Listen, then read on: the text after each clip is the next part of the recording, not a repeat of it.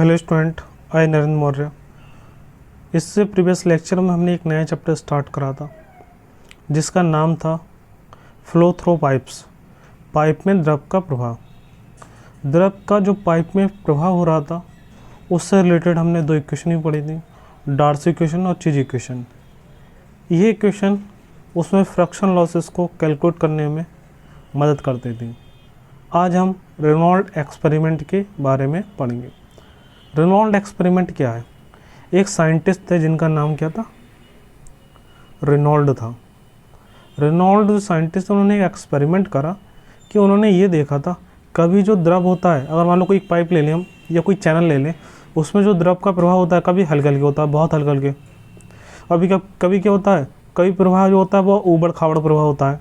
मतलब कई बार क्या होता है, जल ऐसे दिखेगा आपको कि बहुत स्मूथली बह रहा है, जैसे नाली वगैरह में आप देखोगे तो उसमें क्या होता है, वाटर बहुत हल्की हल्की स्पीड से आगे बह रहा है। लेकिन अगर आप क्या करें, समुद्र वगैरह में देखेंगे तो उसमें पानी का जो प्रवाह होता है बहुत ऊबड़ खाबड़ होता है। तो इन्होंने इसी प्रवाह को अलग अलग नाम दिए थे। तो जो रेनॉल्ड थे उन्होंने एक्सपेरिमेंट करा था। उस एक्सपेरिमेंट करने के बाद जो द्रव का प्रवाह होता है उसे अलग अलग नाम से पुकारा जाता था, मतलब उससे अलग अलग नाम दिए गए थे। जिसमें से जो नाम थे, एक होता है लेमिनार प्रवाह, जिसे कहते हैं स्तरीय प्रवाह, स्तरीय या लेमिनार प्रवाह। दूसरा होता है ट्रांजिशन फ्लो, और थर्ड होता है टर्बुलेंट क्या होता है हमारा? ये होता है हमारा विक्षुब्ध प्रवाह। अब देखो ये देखते हैं कि करके आप समझ जाएंगे सब ये होते क्या है। तो इन्होंने एक्सपेरिमेंट क्या करा था, कैसे पता करा था, ये हम देखते हैं। देखो रेनॉल्ड ने एक एक्सपेरिमेंट करा है। उस एक्सपेरिमेंट में इन्होंने क्या करा, एक टंकी ले ली, ठीक, एक बड़ी टंकी ले ली है। इस टंकी के ऊपर एक छोटी टंकी और ले ली इन्होंने। इस छोटी टंकी में क्या होगा, पानी होगा यहाँ पर छोटी टंकी में। यहाँ से जो वाटर होगा उसे हम कंट्रोल वाल्व, यहाँ पर एक वाल्व दी गई है, उस वाल्व द्वारा ये कंट्रोल भी कर सकते हैं। वाटर की कह सकते हैं अमाउंट बढ़ा सकते हैं, घटा सकते हैं। इसके बाद आपने देखा जो हमारा छोटी वाली टंकी है वो ऊपर से वाटर आएगा। वाटर आने के बाद क्या होगा, यहाँ से छोटी वाली नली में इससे निकलेगा। लेकिन यहाँ पर ये क्या किसके साथ मिला हुआ है, ये बड़ी वाली टंकी के साथ मिला हुआ है। मतलब यहाँ से जो वाटर निकलेगा, तो जब यहाँ से निकल रहा होगा तो यहाँ से इस टंकी का वाटर भी यहाँ से फ्लो हो रहा होगा। और यहाँ पे क्या है, यहाँ पर एक वॉल्व है जहाँ से हम क्या करते हैं, वाटर के अमाउंट को कंट्रोल करते हैं। ठीक, ये आपके पार्ट्स होते हैं। एक बार पार्ट्स दोबारा देख लेते हैं। एक हमारी छोटी टंकी होती है जिसमें हम रंगीन द्रव लेते हैं, कलरफुल द्रव लेते हैं, जैसे मान लो रेड ले लिया हमने मान लो। एक बड़ी टंकी होती है उसमें सादा द्रव लेते हैं, सादा पानी। जो हमारी छोटी वाली टंकी होती है उससे वाटर नीचे की तरफ आता है और ये कांच की एक नली है, इसमें जाता है। तो आप ये देख रहे हैं ये कांच की नली है, तो जो भी वाटर ऊपर से आ रहा है छोटी टंकी में से वो किस में जाएगा, कांच की नली में। ठीक है, तो जो वाटर यहाँ से निकलेगा यहाँ पर आएगा, यहाँ से निकलेगा, और यहाँ से वाटर जो आ रहा है वो भी यहीं पर मिलेगा। तो यहाँ पर दोनों वाटर क्या होते हैं, मिक्स हो जाता है, क्योंकि यहाँ से यहाँ का वाटर भी मिक्स होगा और यहाँ से जो वाटर आ रहा है वो यहाँ पर मिक्स होगा।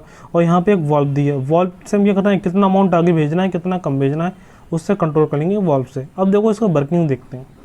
तो रेनॉल्ड ने एक्सपेरिमेंट कैसे और क्या करा था, ये देखिए। इन्होंने क्या करा, एक छोटी टंकी ले ली, उसमें एक रंगीन द्रव भर दिया। मान लिया हमने इसमें भर लिया है रेड द्रव भर दिया, मान लिया, ठीक है। तो हमने इसमें भर लिया मान लो रेड द्रव, ठीक। तो रेड द्रव भर दिया, और रेड द्रव को हमने क्या करा, यहाँ से जो वॉल्व है वॉल्व द्वारा कंट्रोल करते हुए इसे ओपन करा। तो जो हम वाटर आएगा यहाँ से, वो वाटर यहाँ पे एक नोजल लगी होती है पतली सी।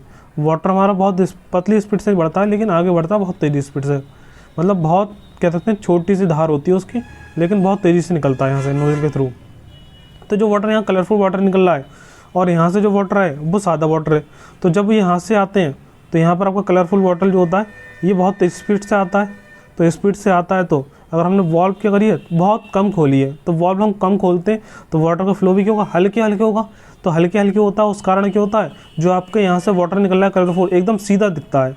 मतलब वाटर जो यहाँ से निकलेगा, यहाँ से जो वाटर निकलेगा वो यहाँ पर निकलने के बाद कैसे दिखेगा, एक कांच की नली में बिल्कुल सीधा जाएगा। और जो सादा वाटर है वो चारों तरफ रहेगा, सादा वाटर चारों तरफ रहता है, ठीक है। सादा वाटर यहाँ चारों तरफ रहेगा, और जो हमारा कलरफुल वाटर होगा बहुत तेज़ी स्पीड से आएगा। जब हमने वॉल्व थोड़ी खोली होगी तो उस समय जो फ्लो उस समय सीधा हमें दिख रहा होगा। जो रेड कलर की जो यहाँ से धार निकल रही है वो सीधी दिख रही होगी, इसलिए उससे हम क्या कह देंगे, उससे कह देंगे हम लेमिनार फ्लो।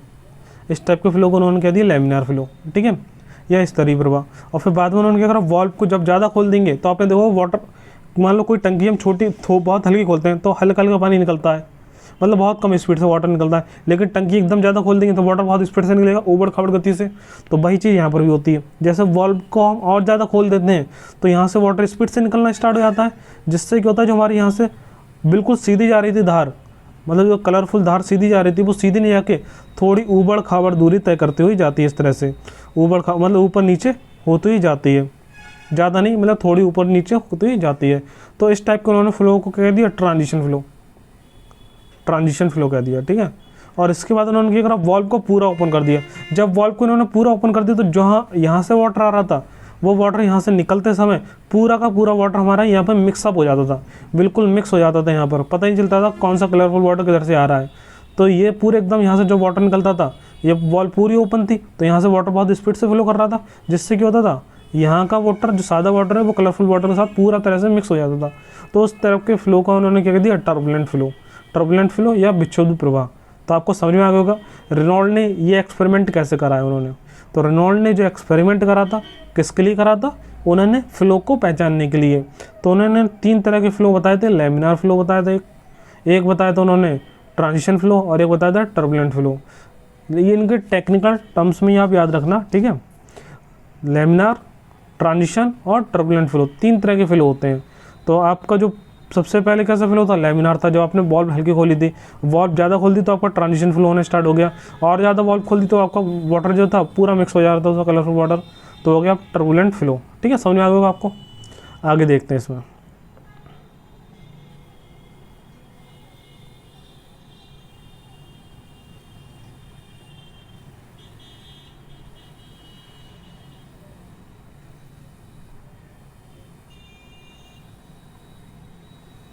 अब देखते हैं रेनॉल्ड नंबर, ठीक है। रेनॉल्ड नंबर क्या है, रेनॉल्ड ने एक्सपेरिमेंट क्या करा था वो समझ में आ गया आपको। अब हम देखते हैं रेनॉल्ड नंबर क्या होता है। ये बहुत इंपॉर्टेंट है, मोस्ट इंपॉर्टेंट। इससे एक ऑब्जेक्टिव जरूर ही बनेगा। इससे डायरेक्ट फॉर्मूला ही पूछ सकता है, ठीक। उसके अलावा रेनॉल्ड से यही पूछ सकता है, रेनॉल्ड नंबर इतने के इतने बीच है तो कौन सा फ्लो होगा। तो आपको पता है फ्लो जो होते हैं वो 3 तरह के होते हैं, लैमिनार होता है, ट्रांजिशन फ्लो होता है और टर्बुलेंट फ्लो होता है। तो कौन सा फ्लो कितने रेनॉल्ड नंबर पर होता है ये भी हम देखेंगे इसमें। तो अब देखते हैं रेनॉल्ड नंबर असल में है क्या। तो रेनॉल्ड नंबर है क्या, रेनॉल्ड का एक्सपेरिमेंट तो पढ़ लिया था। इसके बाद उन्होंने दिया था रेनॉल्ड नंबर। इन्होंने क्या बताया था कि किसी एक नंबर द्वारा ही आप क्या करेंगे, आसानी से पता कर सकते हैं कि फ्लो किस टाइप का है। तो देखो कैसे इन्होंने क्या करा, रेनॉल्ड नंबर ने इसमें, मतलब जो रेनॉल्ड नंबर है, एक साइंटिस्ट है जो रेनॉल्ड, उन्होंने ये नंबर दिया है। उन्होंने इस फॉर्मूले को जो दिया हुआ है, इसमें रेनॉल्ड नंबर का मान निकालते हैं हम, और रेनॉल्ड नंबर का जो मान होता है वो हमें ये बता देता है कि किस तरह के कितने रेनॉल्ड नंबर पे कौन सा प्रभाव होता है। तो आपको इससे ये बेनिफिट होता है कि आपको डायरेक्ट अगर किसी वस्तु का रेनॉल्ड नंबर निकालने, और रेनॉल्ड नंबर जिस संख्या के मध्य आएगा उसी हिसाब से फ्लो होगा। तो लैमिनार फ्लो के लिए अलग होता है रेनॉल्ड नंबर की संख्या, ट्रांजिशन के लिए अलग होती है और टर्बुलेंट के लिए अलग होती है। तो जितना रेनॉल्ड नंबर आएगा उसी हिसाब से हमारा फ्लो होगा। अब रेनॉल्ड नंबर का जो फॉर्मूला है ये देख लेते हैं। रेनॉल्ड नंबर को हम RN से डोनोट करते हैं, एन सफिक्स में होगा, ठीक है। इसकॉल टू फॉर्मूला जो होता है हमारा row into B into D upon mu. यहाँ पर जो रो है द्रव का घनत्व होता है, बी क्या होता है पाइप में द्रव का औसत वेग, डी क्या होता है पाइप का व्यास, और म्यू क्या है यहाँ पे विस्कोसिटी है, द्रव की श्यानता है विस्कोसिटी। तो आपको ये फॉर्मूला याद रखना है। किसी वस्तु का रेनॉल्ड नंबर निकालना है तो रेनॉल्ड नंबर का फॉर्मूला होता है रो बी डी अपॉन म्यू, जहाँ रो क्या है डेंसिटी, बी क्या है वेलोसिटी, डी क्या है डायमीटर, म्यू क्या है विस्कोसिटी, ठीक। और आपको काइनेमेटिक विस्कोसिटी के बारे में पता ही होगा। काइनेमेटिक विस्कोसिटी क्या होता है, डायनेमिक विस्कोसिटी अपॉन रो होता है।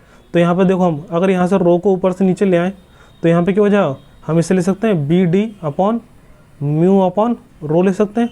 रो को हम नीचे ले आए, यहाँ पर रो को जब नीचे ले आएंगे, और हमें पता है ये म्यू अपॉन रो क्या होता है, ये न्यू होता है। न्यू मतलब काइनेमेटिक विस्कोसिटी, तो बी डी अपॉन न्यू भी ले सकते हैं इसे।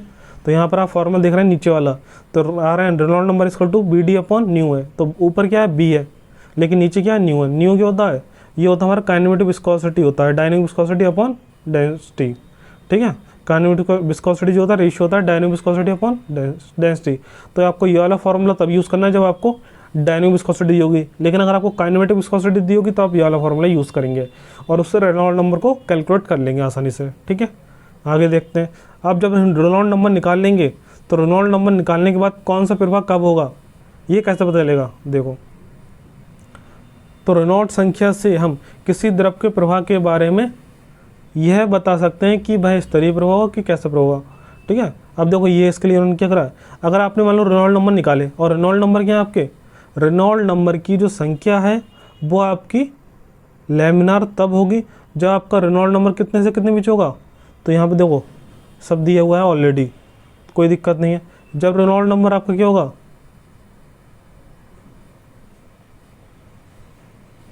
देखिए यहाँ पर जैसे आपको रेनॉल्ट नंबर दिए हैं, कौन सा प्रवाह कब होता है ये देखते हैं हम इसमें। देखिए यहाँ पर जैसे अगर मान लो रेनॉल्ट नंबर आपने निकाला और रेनॉल्ट नंबर की संख्या 2000 से कम आ रही है, कितनी आ रही है, रेनॉल्ट नंबर आपने निकाला, किसी पाइप में से द्रव का प्रवाह हो रहा है और द्रव के प्रवाह होते समय आपने रेनॉल्ट नंबर कैलकुलेट करा और रेनॉल्ट नंबर क्या आ रहा है, 2000 से कम आ रहा है, 2000 से कम आ रहा है रेनॉल्ट नंबर, तब आपका जो फ्लो होगा वो होगा लैमिनार फ्लो, ये याद रखना है आपको। तो आपसे पूछ सकता है किसी पाइप में जब द्रव का प्रभाव हो रहा है तो लैमिनार फ्लो कब होगा, तो रेनॉल्ट नंबर जब आपका 2000 से कम होगा, ठीक है। हाँ बुक में देखो गलत दिया है, यहाँ पर रेनॉल्ट नंबर 2000 से बड़ा दिया है, तो ये आपका ये अलग गलत है। यहाँ पे क्या होता है, रेनॉल्ट नंबर लेस देन 2000, 2000 से कम होगा तो 2000 से कम होगा तो क्या कहलाएगा, लैमिनार फ्लो। तो आपके लिए इसमें गलत दिया, देखो रेनॉल्ट नंबर 2000 से बड़ा दिया है, यहाँ पे ये नहीं होता है, 2000 से कम होता है तो लैमिनार फ्लो होता है, ठीक है। और 2000 से 4000 होगा तो आपका कहलाता है ट्रांजिशन फ्लो, ट्रांजिशन। और 4000 से जब बड़ा होता है तो हम क्या कहलाता है, टर्बुलेंट फ्लो। तो आपको ये चीज़ याद रखनी, क्वेश्चन बनेगा ही बनेगा इससे। रेनॉल्ट नंबर का फॉर्मूला पूछ सकता है या फिर कह सकता है किसने रेनॉल्ट नंबर पे कौन सा फ्लो होता है, ठीक है। मान लो दे दिया उसने लैमिनार फ्लो, तो वो कहेगा लैमिनार फ्लो कितने रेनॉल्ट नंबर पे होता है, आपको ऑप्शन दे दिया 2000 से कम पे, 2000 से ज़्यादा पे, 4000 से ज़्यादा पे, 2000 से 4000 के बीच में। तो आपको पता होना चाहिए लैमिनार फ्लो होता है 2000 से कम पर, और 2000 से 4000 के बीच में क्या होता है, ट्रांजिशन फ्लो होता है, और 4000 से अधिक पर क्या होता है, टर्बुलेंट फ्लो होता है, ठीक है। समझ आया होगा आप। तो ये आपको पता लगेगा रेनॉल्ट नंबर से हम कैसे पता करते हैं कौन सा फ्लो है, ठीक है। अब आगे देखते हैं, अगला टॉपिक हमारा है साइफन। साइफन क्या होता है ये देखते हैं। जैसे आप यहाँ पर हम क्या करते हैं, अगर मान लो पानी को कम हाइट से अधिक हाइट तक पहुँचाना है, तो कम हाइट से अधिक हाइट पहुँचाने के लिए हम यूज़ करते हैं पंप वगैरह यूज़ करते हैं। तो पंप से ही कम हाइट से वाटर अधिक हाइट तक पहुँचाया जाता है, तो वहाँ पंप का यूज़ करते हैं। लेकिन जो पहाड़ी इलाके होते हैं, पहाड़ी इलाके में क्या होता है, लाइट भी बहुत कम होती है, क्योंकि यहाँ पे क्या है, लाइट की व्यवस्था अच्छी होती है, आराम से आप मोटर चलाएंगे, मोटर द्वारा पंप द्वारा क्या करेंगे, आसानी से प्रेशर जनरेट करेंगे, और प्रेशर के कारण क्या होगा, वाटर क्या होगा, हाई लेवल पे चले जाता है, ऊंचाई पे चले जाता है। लेकिन जहाँ क्या होता है, पहाड़ी इलाका है मान लो, तो बहुत पहाड़ी इलाके ऐसे होते हैं जहाँ पर वाटर क्या होता है, आपको एक हाइट तक ले आना है, ज़रूरत है आपको, लेकिन आपको क्या होता है वहाँ पर लाइट की सुविधा अच्छी नहीं है, तो वहाँ पर हम यूज़ करते हैं एक डिवाइस होता है जिसे हम कहते हैं साइफन। तो साइफन क्या होता है कि मैकेनिकल डिवाइस होता है जिसका काम क्या होता है, द्रव को एक ऊंचाई तक पहुंचाने का काम करता है, मतलब द्रव को कम ऊंचाई से अधिक ऊंचाई पर पहुंचाने का काम करता है साइफन। तो पहाड़ी इलाकों में जो खेत वगैरह होते हैं, तो खेतों में पानी कैसे लगता है, ऐसी डिवाइस द्वारा लगता है। ये पूरा मैकेनिकली ऑपरेटेड होता है, इसमें कोई इलेक्ट्रिकल सप्लाई की जरूरत नहीं है इसमें, ठीक है। तो इसमें हम करते हैं क्या, इसके कार्य क्या होता है साइफन देखते हैं। एक ऐसा मुड़ा हुआ पाइप होता है, पाइप को साइफन कहते हैं, जिसकी सहायता से वायुमंडलीय दाब बल का ही उपयोग करके किसी द्रव को कुछ ऊंचाई तक चढ़ाकर फिर निचले तल पर प्रवाहित कर देते हैं। मतलब साइफन का काम क्या हो गया यहाँ पे, ठीक है। तो साइफन का काम क्या हो गया यहाँ पे, साइफन का काम हो गया, मान लो वाटर क्या है, कम हाइट से, मान लो कई बार क्या होता है, पहाड़ी इलाके होते हैं, तो पहाड़ी इलाके में क्या होता है, वाटर मान लो यहाँ से गिर रहा है, वाटर यहाँ से गिर रहा है, अब गिरते हुए वाटर को आपको मान लो कहीं ऊंचाई तक पहुँचाना है, तो आप यहाँ पे एक साइफन डिवाइस लगा देंगे। साइफन डिवाइस क्या करता है, जैसे वाटर इसमें एंटर होता है तो इसमें वायुमंडलीय दाब का यूज़ करके, जो वायुमंडल में दाब होता है, वायुमंडल दाब का यूज़ करके क्या करता है, ये से हाई हाइट तक पहुंचा देता है। तो साइफन आपको ये बताना चाहिए किस तरह का डिवाइस है। साइफन एक ऐसा डिवाइस है जिसकी सहायता से हम वाटर को किसी एक निश्चित हाइट तक पहुंचा सकते हैं, ठीक है। आगे देखते हैं इसमें साइफन का डायग्राम। जैसे आपको ये डायग्राम दिख रहा होगा, यहाँ पे ये आपको डायग्राम दिख रहा है, ये किसका डायग्राम है, साइफन डायग्राम है, ठीक है। साइफन का डायग्राम है ये। इसमें मान लो ये कोई बड़ी पहाड़ है, ठीक, आपको वाटर क्या करना है, आपको वाटर मान लो एक तरफ से दूसरी तरफ पहुँचाना है, मान लो यहाँ से वाटर को आपको यहाँ पहुँचाना है, ठीक है। तो साइफन का यूज़ करके हम कैसे पहुँचाते हैं, तो साइफन का अरेंजमेंट को इस तरह से एक पाइप होता है, ठीक है, इस पाइप में क्या होता है, इसका जो अरेंजमेंट होता है एंटरिंग पॉइंट पे जब वाटर को एंटर कराते हैं हम, एंटर कराते हैं यहाँ पे वाटर को, और यहाँ से जो वाटर होता है वो एक निश्चित हाइट तक हम पहुँचा देते हैं, जिस हाइट पर पहुँचाना। ये पूरा क्या है, ये पहाड़ ही है, पहाड़ है, ठीक है। तो यहाँ से एक निश्चित हाइट तक हमें पहुँचाना होता है वाटर। तो वाटर को पहुँचाने के लिए हम क्या यूज़ करेंगे यहाँ पे, साइफन। तो जो पहाड़ी इलाके होते हैं वहाँ पर हम इसका यूज़ करते हैं। अब यूज़ कैसे करते हैं, तो जो वाटर यहाँ पर आ रहा होगा, जो मान लो थोड़ी ऊंचाई से वाटर आता है, तो ऊंचाई से जैसे आता है एकदम गिरता है इस पर, तो एकदम ऊंचाई से आकर थोड़ा गिरेगा इस पर, और गिरने के बाद क्या होता है, यहाँ पर वायुमंडलीय दाब के कारण यहाँ प्रेशर बढ़ने लगता है, और जैसे प्रेशर बढ़ने लगता है तो यहाँ पर जो हमारा पाइप है, वाटर जैसे प्रेशर यहाँ बढ़ जाएगा, क्योंकि वाटर एक हाइट से गिर रहा है, तो बार बार गिरता रहेगा ये। तो गिरने के कारण क्या होगा, अंदर का प्रेशर बढ़ जाएगा, और अंदर का प्रेशर बढ़ने के बाद क्या होता है, वाटर यहाँ से यहाँ फ्लो करता है, ठीक है। तो मेनली इसका हम यूज़ कहाँ करते हैं, पहाड़ी इलाकों में यूज़ करते हैं। एक निश्चित हाइट से एक अधिक हाइट तक वाटर को पहुंचाने का काम करा जाता है with the help of siphon, ठीक है। बस आपको इतने पता चाहिए, डायग्राम वगैरह थ्योरी से पूछी नहीं आएगी, ठीक है। पाइप इसमें आपका आना है पेपर ऑब्जेक्टिव, तो कोई दिक्कत ही नहीं है। अगला हमारा जो टॉपिक है, पाइप द्वारा द्रव्य शक्ति संचरण।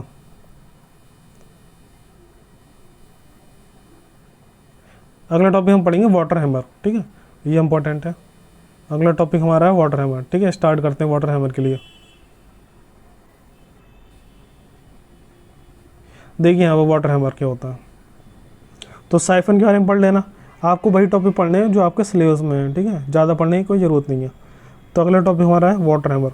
तो वाटर हैमर कुछ नहीं है, असल में क्या है, अगर मान लो पानी की टंकी ले लें हम, उसमें एक छोटी सी टंकी लगी हुई है, ठीक है, उससे वाटर फ्लो हो रहा है, और अचानक हम क्या करते हैं यहाँ पे, इसकी जो पानी की टंकी से जो वाटर का फ्लो हो रहा है यहाँ से एकदम टोटी जैसे, जो टोटी कहते हैं इसे, तो इसे एकदम बंद कर देंगे। तो इसे एकदम बंद करेंगे तो वाटर में एकदम जो वाटर की सप्लाई हो रही थी वो एकदम टकराएगी इससे, और जो टकराएगी तो इस समय एक आघात जनरेट होगा इस पर, आघात। तो वही चीज़ के कहलाती है हमारी वाटर हैमर। तो वाटर हैमर क्या होती है, जो टंकी वगैरह होती है एकदम टोटी बंद करेंगे उसकी, तो एकदम वाटर की होकर एकदम टकराता है, वैसे निकलने वाला होता है, जैसे बंद कर देते हैं आप तुरंत टकरा कर रुक जाता है। तो इस टकराने की घटना को हम क्या कहते हैं, वाटर हैमर कहते हैं। वाटर हैमर कुछ नहीं है, वाटर हैमर बस ये चीज़ है। मान लो किसी टंकी को हम क्या करें, वाटर की सप्लाई दे रही है, दे दी हमने, मान लो वाटर की सप्लाई हो रही है इसमें से, लेकिन हमने जैसे वाल्व बंद करी तो वाटर एकदम टकरा के रुक जाएगा इससे। तो वही घटना क्या करेगी, जब टकरा रहा है वाटर तो वो घटना कहलाती है वाटर हैमर, ठीक है। तो आपको ये पढ़ लेना है। और वाटर जैसे टकराएगा तो टकराने के बाद किस कंडीशन में आ जाएगा, वो रेस्ट में आ जाता है। तो वाटर हैमर की कंडीशन में एकदम वाटर क्या होता है, टकरा के रुक जाता है, ठीक है। तो आपको समझ आएगा वाटर हैमर क्या है। आगे देखते हैं।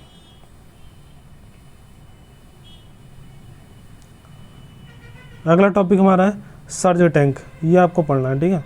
सर्ज टैंक का यहाँ पे यूज़ करा गया, देखते हैं ये सर्ज टैंक होता क्या है। आप दिख रहा है डायग्राम सही, देखते हैं इसमें। देखो ये डायग्राम है किसका, सर्ज टैंक का, ठीक है। इसमें देखते हैं जो हमारा सर्ज टैंक होता है इसका कार्य क्या होता है। इसमें आपका ये वाला जो पार्ट है, ये वाला पार्ट, सिर्फ ये वाला जो पार्ट है ये सर्ज टैंक कहलाता है, ये यूज़ होता है। इसका कार्य क्या होता है ये भी देखेंगे हम, ठीक है। ये सर्ज टैंक है। अब एक काम क्या है इसका सर्ज टैंक का, किसी पाइप के सिरे पर फिट हुआ कोई वाल्व अचानक बंद किया जाता है तो इसके कारण पाइप में क्या होता है, जलाघात होता है, वो तो आपको पता ही है, उत्पन्न होता है। इसके अतिरिक्त जल विद्युत संयंत्रों में जहां जल की आवश्यकता लगातार बदलती रहती है, यह आवश्यक होता है कि पाइप लाइन में जल का विसर्जन बढ़ाया अथवा घटा जा सके सुविधा अनुसार। जैसे अगर मान लो कभी घटाना है वाटर की सप्लाई तो घटा भी सकें, और बढ़ाना है तो बढ़ा भी सकें, ठीक है, जब आपको ज़रूरत पड़ती है। तो यह भी ध्यान देने योग्य है कि जब संयंत्र में जल की आवश्यकता अचानक घट जाए, वाल्व को बंद कर दिया जाए, जिसके परिणाम स्वरूप जलाशय तथा टरबाइन के मध्य की पूरी पाइप लंबाई में वृद्धि हो जाती है। ये छोड़िए आप, मैं बता देता हूँ इसमें क्या है, ठीक है। थ्योरी इसमें ऐसे दी है। देखिए यहाँ पर जैसे मान लो ये रिजर्वायर है, रिजर्वायर कह सकता हूँ कोई बड़ा डैम है मान लो वाटर का, ठीक है।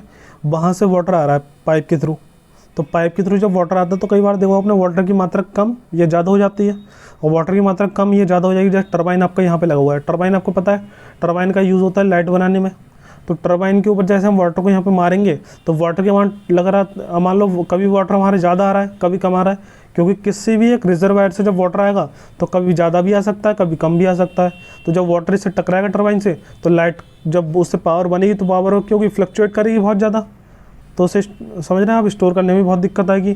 तो टरबाइन पर जैसे वो वाटर टकराएगा तो टरबाइन जैसे घूमेगा, तो अब मान लो कभी वाटर ज़्यादा आ रहा है और कभी वाटर क्या आ रहा है, कम आ रहा है, तो सप्लाई में बार बार चेंजेस आ रहे हैं, तो उसके कारण हो सकता है टरबाइन भी हमारा डैमेज हो जाए। तो ये कंटिन्यूस सप्लाई आते रहे जिससे कि वो टरबाइन आसानी से चलता रहे। तो कंटिन्यूस सप्लाई बनाने के लिए हम यूज़ करते हैं सर्ज टैंक। तो सर्ज टैंक का सिर्फ इतना काम है, जब वाटर यहाँ से ज़्यादा आएगा तो जितना वाटर ज़्यादा आया उसे स्टोर कर लेगा और बाकी आगे भेज देगा। अगर मान लो अगली बार अब जब कम आया तो ये अपनी तरफ से वाटर दे देगा, बराबर करके आगे भेज देगा। तो सर्ज टैंक क्या करता है, सर्ज टैंक वाटर की अमाउंट को कंट्रोल करता है। जितना हमें वाटर आगे कंटिन्यू सप्लाई करती रहनी है, उसे कंट्रोल करने के लिए हम सर्ज टैंक को लगा देते हैं। तो ये लगता है कहाँ पे, पाइप में ही लगता है। जब वाटर रिजर्वायर में ज़्यादा आएगा, रिजर्वायर से ज़्यादा आएगा तो ये स्टोर कर लेगा, और जब कम आएगा तो ये दे देगा, जिससे टरबाइन की कंटिन्यूस घूमती रहे। ठीक है, समझ में आया सर्ज टैंक क्या होता है, आगे देखते हैं। तो एक्सेस लिक्विड को कंट्रोल करता था वो सर्ज टैंक। सीड सानी अब देखते हैं। ठीक है, हमने देखा था जब कोई पाइप है, मान लो पाइप में क्या हो रहा है, द्रव बह रहा है। तो जब किसी पाइप में द्रव का प्रवाह होता है तो क्या होता है, यहाँ पर विभिन्न प्रकार की सीड सानियाँ। तो जो सीड सानियाँ हैं ना यहाँ पे, तो कैसे कैसे होंगी, जैसे आपने पाइप के अंदर प्रवाह हो रहा है, और पाइप के अंदर प्रवाह होते समय जो आपकी सरफेस होती है पाइप की, वो हल्की रफ होती है, खुरदरी होगी। इसलिए क्या होगा, यहाँ पे फ्रिक्शन होगा, और जो फ्रिक्शन के कारण ही क्या होगा, जो वाटर होता है, वाटर की गति लगातार कम होती जाती है, जिससे एंट्रिंग पॉइंट पर जो उसकी एनर्जी थी और एग्जिट पॉइंट पर जो एनर्जी है उसमें कुछ डिफरेंस आ जाता है। उस डिफरेंस को ही हम क्या हेड के टर्म में अगर कैलकुलेट करें तो उसी को क्या कहते हैं, सीड्स हानि कहते हैं। क्योंकि यहाँ पर जो प्रेशर होगा हेड के टर्म में और यहाँ पर जो प्रेशर होगा, दोनों के प्रेशर में जो अंतर आएगा वही हमारा क्या होगा, प्रेशर हेड लॉसेस कह सकते हैं, या फिर कह सकते हैं सीड सानियाँ। ठीक है, तो जो सीड सानी होती है किस कारण होती है, पाइप में फ्रिक्शन के कारण से। ठीक है, और कौन कौन सी सीड सानियाँ होती हैं ये देख लेते हैं। घर्षण के कारण सीड सानी, घर्षण के कारण सीड सानी हो जाती है। उसके अलावा सडन एनलार्जमेंट, मान लो पाइप आपका क्या है, छोटे व्यास का है, और एकदम क्या हो गया, बाद में व्यास उसका बढ़ गया, तो यहाँ पे बढ़ गई एकदम व्यास, तो इसे कह सकते हैं सडन एनलार्ज हो गया पाइप। तो इससे के कारण जो हानि होगी वो हमारी कहलाएगा सडन एनलार्जमेंट के कारण सीड हानि। और कई बार क्या होता है, पाइप का डायमीटर क्या है, बड़ा है, लेकिन एकदम क्यों गया, थोड़ी देर बाद बिल्कुल घट गया, और घट गया इसका मतलब क्या है, सडन कॉन्ट्रैक्शन हो गया। सडन कॉन्ट्रैक्शन मतलब क्या है, एकदम एरिया घट गया उसका पाइप का, तो इसे कहते हैं सडन कॉन्ट्रैक्शन। तो उसके कारण भी हानि होती है सीड हानि, क्योंकि एंट्री पॉइंट में उसका प्रेशर अलग होता है और जब वो यहाँ से निकलता है तो उसमें प्रेशर अलग होता है। ठीक है, तो जो डिफरेंस आता है वही हमारा सीड हानि हो जाता है यहाँ पे। तो एक तो होता है पाइप जब कांस्टेंट हो पूरा तो घर्षण कारण सीड हानि होगी, और जब पाइप क्यों एकदम पाइप्स कम डायमीटर को और बाद में क्या हो जाए, एकदम बढ़ जाए, तो क्या होगा, सडन एनलार्जमेंट के कारण सीड हानि होगी। और एकदम ज़्यादा व्यास से एकदम कम हो जाए, घट जाए वो, तो क्या होगा, सडन कॉन्ट्रैक्शन के कारण सीड हानि होगी। ठीक है, तो ये मेनली तीन आपको ये तो पढ़ने ही पढ़ने हैं। बाकी आपके कौन से, बड़े पात्र से पाइप में प्रवेश पर सीड हानि, एग्जिट पर सीड हानि, रुकावट के कारण सीड हानि, ये इंपॉर्टेंट नहीं है, मेन आपके तीन है। ठीक है, तीन को अगर आपने सही से कर लिया आपको क्वेश्चन यहीं से मिल सकता है। तीनों देखेंगे करके। ठीक है, देखिए सबसे पहले कौन सी हानि है यहाँ पर, सबसे पहले घर्षण के कारण सीड हानि। तो घर्षण के कारण जो सीड हानि होती है, वाला फॉर्मूला हम पढ़ चुके हैं ऑलरेडी। मान लो कोई पाइप है, उसमें घर्षण के कारण जो सीड हानि है उसका फॉर्मूला था HF=4FL_2GD। तो आपको ये सारे फॉर्मूले याद रखने हैं। आपको क्वेश्चन इस तरह से आएगा, head loss due to friction, मतलब घर्षण के कारण सीड हानि का फॉर्मूला कौन सा है, तो सीड हानि का फॉर्मूला है HF=4FL_2GD। ठीक है, इससे हम नीचे वाली तरफ भी लिख सकते हैं। ठीक है, नीचे वाली तरफ कैसे लिखेंगे, आपको पता है Q = क्या होता है, एरिया इंटू वेलोसिटी होता है, और एरिया इंटू वेलोसिटी होता है यहाँ पे। इस तरह से भी हम क्या निकाल सकते हैं, फॉर्मूला निकाल सकते हैं इसका, Q = A इंटू बी। एक लिख सकते हैं हम, एरिया कितना है, π/4 d² इंटू बी। ये भी लिख सकते हैं हम, Q = A भी होता है क्योंकि, और Q = A के स्थान पे हम लिख सकते हैं, A के स्थान पर π/4 d² इंटू बी लिख सकते हैं। और आपको दिख रहा है यहाँ पे b² है, तो b² के स्थान पर लिख सकते हैं हम, b² के स्थान पर हम लिख सकते हैं Q/π4 ऊपर हो जाएगा, d² = B। ये लिख सकते हैं, b के स्थान पर आप लिख सकते हैं 4 Q upon pi D square. तो आपका फॉर्मूला क्या बन जाएगा, ये वाला फॉर्मूला बन जाएगा। जब बी का मान रख देंगे आप क्यू की फॉर्म में तो आपका ये वाला फॉर्मूला बन जाएगा। मेन आप ये फॉर्मूला ये याद रखिए, अगर मान लो कभी बी का मान नहीं दिया तो फॉर्मूला लगा के Q equal to A B से हम बी का मान निकाल लेंगे, फिर हम पुट कर देंगे बी का मान। सही है। तो आपका घर्षण कारण शीर्षस्थानी का फॉर्मूला तो ये होता है। इसके अलावा आपकी कंडीशन होती है जब आपका पाइप एकदम क्या हो जाए, एकदम बढ़ जाए। पाइप का जब डायमीटर एकदम बढ़ जाता है तो उसका फॉर्मूला ये है। तो आकस्मिक वर्धन के कारण शीर्षस्थानी मतलब head loss due to sudden enlargement. जब आपका पाइप का डायमीटर क्या होता है, एकदम बढ़ जाए, तो बढ़ने के बाद क्या होता है, जैसे मान लो वाटर क्या था, वाटर सबसे पहले यहाँ से आ रहा था मान लो, ठीक है, यहाँ से आ रहा था वाटर मान लो। तो यहाँ से जब वाटर आ रहा था तो जैसे यहाँ पर एकदम बड़े पाइप में जाएगा तो वो इस तरह से गिरेगा, तो वो इस तरह से जाता है। तो यहाँ पर क्या हो रहा है, बीच में ये जगह खाली रह जाती है, तो खाली रहती है तो इसलिए प्रेशर भी क्या हो जाता है, यहाँ पे थोड़ा कम घट जाता है। और प्रेशर घटने के कारण क्या होता है, यहाँ पे हेड लॉस दिखता है हमें। तो यहाँ पे एनर्जी ज़्यादा होती है, यहाँ पे एनर्जी कम हो जाती है। तो ये हमारा जो लॉस आता है कब आता है, जब पाइप का एकदम डायमीटर बढ़ जाए। तो इस कंडीशन में जो फॉर्मूला होता है आपको फॉर्मूला याद रखना है, क्योंकि यहाँ डेरिवेशन तो आपसे पूछा नहीं जाएगा। तो head loss due to sudden enlargement का फॉर्मूला देखते हैं हम क्या होता है।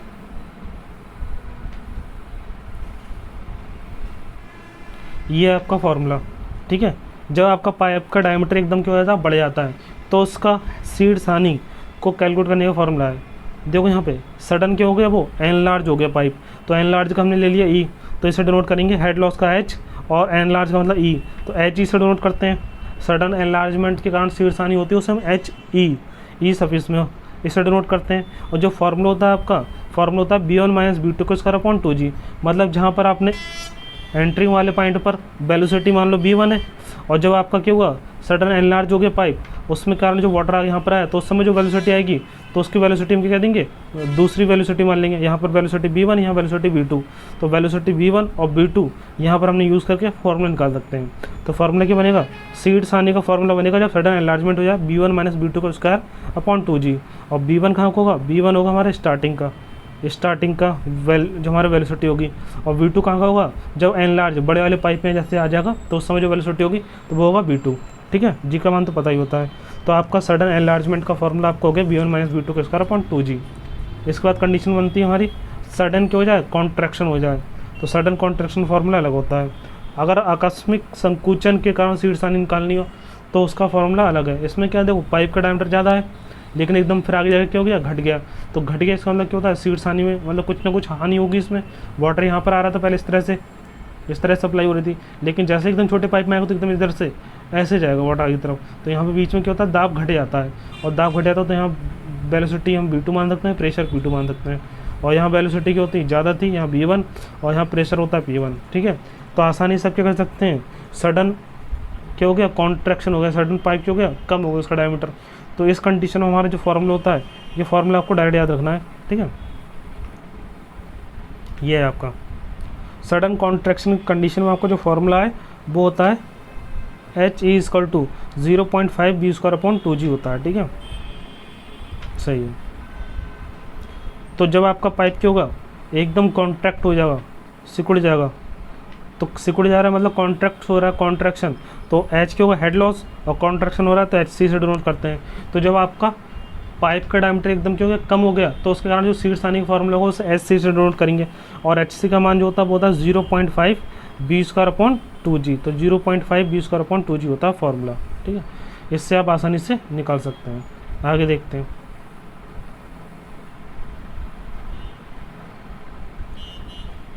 देखिए अब यहाँ पे ये फॉर्मूला हम ऑलरेडी पढ़ चुके थे वैसे।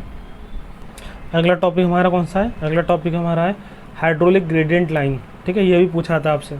तो द्रव्यीय ढाल रेखा और संपूर्ण ऊर्जा रेखा। तो संपूर्ण ऊर्जा रेखा कुछ नहीं है, आपका देखो हेडिंग क्या है, संपूर्ण ऊर्जा रेखा। तो संपूर्ण ऊर्जा का मतलब क्या होता है, तीनों तरह की ऊर्जा, मतलब कौन सी, स्टैटिक एनर्जी, डायनेमिक एनर्जी और काइनेमेटिक एनर्जी। तो तीनों एनर्जी का सम क्या होता है, आपकी संपूर्ण ऊर्जा होता है, तीनों ऊर्जा का सम काइनेटिक ऊर्जा। देखिए डायग्राम में, देखिए डायग्राम समझ सकते हैं आप आसानी से। जैसे आपका वाटर यहाँ से एंटर होना स्टार्ट हुआ, तो यहाँ पर जब वाटर एंटर होता है तो यहाँ पर जो उसके अंदर टोटल ऊर्जा होती है, टोटल ऊर्जा में कौन कौन सी होती है, हमारी दाब ऊर्जा होती है, प्लस स्थितिज ऊर्जा होती है, प्लस गतिज ऊर्जा। तो हमें पता है जब कोई वाटर का फ्लो हो रहा है तो उसमें तीनों एनर्जी होती हैं, होती ही नहीं होती हैं। लेकिन जब वो वाटर हल्के हल्के आगे बढ़ते जाता है तो एनर्जी का लॉस होता है। एनर्जी का लॉस क्यों होता है? घर्षण के कारण। तो देख यहाँ पे दिख रहा है, तो हमारी जो लाइन थी वो इस तरह से थी और फिर हल्के हल्के नीचे आती आ रही है, नीचे मतलब हल्के हल्की एनर्जी क्यों हो रही है? कम होती आ रही है। लेकिन इसमें हम बात करें तो यहाँ पर जब पाइप हमारा है, पाइप के हमने इस पॉइंट पर हमने लाइन ड्रॉ कर ली, यहाँ पे जो टोटल एनर्जी थी मान ली इतनी थी, मतलब तीनों एनर्जी को सम था, उसका मान इतना आ रहा था। लेकिन जैसे आगे बढ़े तो घर्षण का एनर्जी थोड़ी कम होती आ रही है और यहाँ पर भी और कम हो गई, और कम हो गई यहाँ पे एनर्जी। तो इसी तरह से जो हमें लाइन ड्रॉ हुई हमारी, यही लाइन क्या कहलाती है? ध्रुवीय ढाल रेखा कहलाती है, या फिर हम कह सकते हैं संपूर्ण ऊर्जा रेखा कहलाती है। तो ये क्या रेखा हमारी है? ये टोटल एनर्जी लाइन है। टोटल एनर्जी लाइन कुछ नहीं है, सिर्फ संभु जो हमारी जितनी ऊर्जा होती है उन सबका योगफल के द्वारा जो लाइन ड्रॉ होती है वो हमारी कहलाती है टोटल एनर्जी लाइन। ठीक है, जैसा हमारा यहाँ पर देखा हमने, यहाँ पे क्या हमारा एक टैंक है, टैंक से जो वाटर सप्लाई होता है तो यहाँ पर उसकी कुछ एनर्जी होगी, एनर्जी हमने मान ली इतनी थी, यहाँ तक की थी। फिर जैसे आगे आगे बढ़ते जाएगा हल्के हल्के एनर्जी में क्या होगा? लॉस होने के कारण क्या होगा? एनर्जी कम होती जाएगी। लेकिन जब हम सब ऊपर पॉइंट को मिलाते जाएं तो जो लाइन ड्रॉ होगी वो लाइन की होती है आपकी संपूर्ण ऊर्जा रेखा। तो संपूर्ण ऊर्जा रेखा सिर्फ ये बताती है किस बिंदु पर आपकी टोटल ऊर्जा का जो मान है वो क्या है, तो उसके द्वारा जो लाइन ड्रॉ हो जाती है वो हमारी कहलाती है संपूर्ण ऊर्जा रेखा। ठीक है, समझ आया होगा आपको संपूर्ण ऊर्जा रेखा क्या होती है। ये डायग्राम भी यहाँ पे क्या शो कर रहा है? ये वाला डायग्राम ये भी शो कर रहा है संपूर्ण ऊर्जा रेखा, क्योंकि देखो यहाँ पे यहाँ से यहाँ तक हमारी क्या है? स्टैटिक ऊर्जा है। फिर यहाँ पे हम बात करें इसे तो यहाँ पे दाब ऊर्जा है, मतलब दाब ऊर्जा, स्टैटिक ऊर्जा और काइनेटिक ऊर्जा का ये सम है पूरा। लेकिन जैसे जैसे आगे बढ़ता जाएगा पाइप के सप्लाई, इस पाइप में वाटर सप्लाई हो रहा है, तो जैसे जैसे आगे बढ़ता जाएगा वैसे क्या होगा? ऊर्जा लगातार थोड़ी थोड़ी कम होगी, क्योंकि फ्रैक्शन लॉसेस कारण। और जो लाइन ड्रॉ हो जाएगी हमारी संपूर्ण ऊर्जा की, वही लाइन हमारी क्या कहलाती है? संपूर्ण ऊर्जा रेखा कहलाती है। ठीक है, समझ में आया होगा संपूर्ण ऊर्जा रेखा क्या है। ठीक है, संपूर्ण ऊर्जा रेखा यहाँ से हो गया कंप्लीट।